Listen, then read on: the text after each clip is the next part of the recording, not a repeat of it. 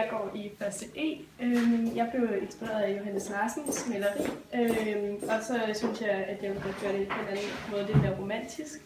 Og sådan noget. Og så valgte jeg en solnedgang.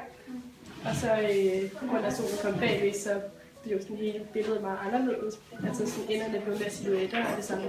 Jeg tilføjede jeg nogle bjerge for at kunne lidt mere sådan dybde. Jeg er først se, og jeg er inspireret af Leonora og Anna Anker. Og jeg har valgt at lave også maleriet ved at sætte to personer ind. Så det bliver mere sådan mystisk og mere anderledes. Og ja, det vil jeg have valgt. Jeg hedder Anna, og jeg går i første E. Og jeg har så valgt at gøre et portræt af H.C. Andersen, mere nymoderne. Så det er sådan inspireret af, at jeg har været nutidig og givet ham et lidt mere nutidigt udtryk. Okay, jeg hedder Katrine, og jeg går i første E, og jeg er blevet inspireret af billedet af Anna Anker. Og jeg har valgt at male en parafrase, hvor jeg ændrer nogle elementer for at modernisere det en smule og skabe en anden effekt. Og jeg hedder Astrid, jeg går i første E, og jeg har lavet mig inspirere af P.S. Krøyers Sommeraften ved Skagen. Og så har jeg prøvet at kombinere nogle af de norske elementer i billedet og modernisere det. Hej, jeg hedder Navina, og jeg går i første E, og jeg er blevet inspireret af Anna Ankers maleri, hvor jeg har ændret lidt på nogle farver, og hvor jeg har bygget en blomst, der plejer at stå med en computer. Jeg hedder Marie, jeg var først at se, og jeg er blevet inspireret af Johannes Larsens maleri Gårdhænder, hvor jeg har fjernet nogle af enderne fra hans oprindelige maleri, og så har jeg tænkt mig at kliske noget skrald på vandet i stedet for. Yes, jeg hedder Snes, og jeg er i første E, og jeg er lidt inspireret af Poul Fischers Vesterbrogade, og jeg har prøvet at spille lidt blandt på farverne og måske også lidt perspektiv. Hej, jeg hedder Johanna, og jeg går i første C, og jeg er inspireret af Ivan Andersens maleri, der er i baggrund på en computerskærm.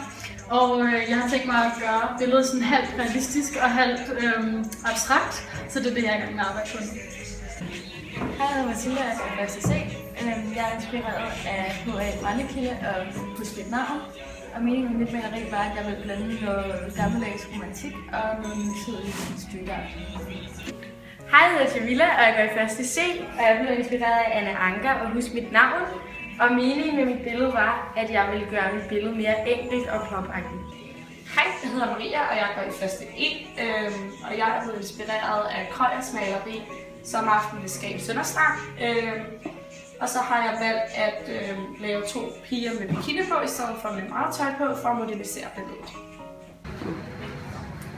Hej, jeg hedder Freja, og jeg går i første C, og jeg er blevet inspireret af Anna Anker. Og jeg har valgt at tilsætte et element af en abe her, Kai Boysens abe. Og det er sådan lidt for at tilsætte noget moderne design.